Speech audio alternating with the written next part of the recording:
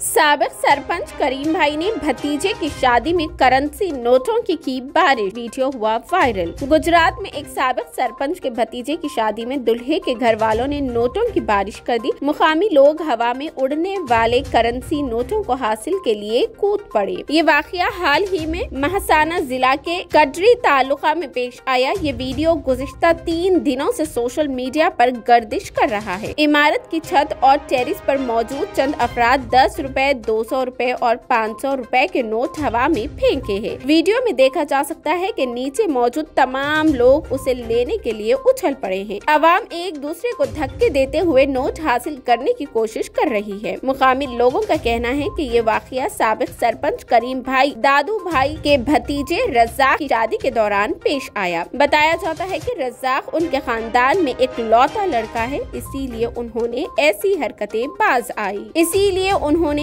हरकतें की।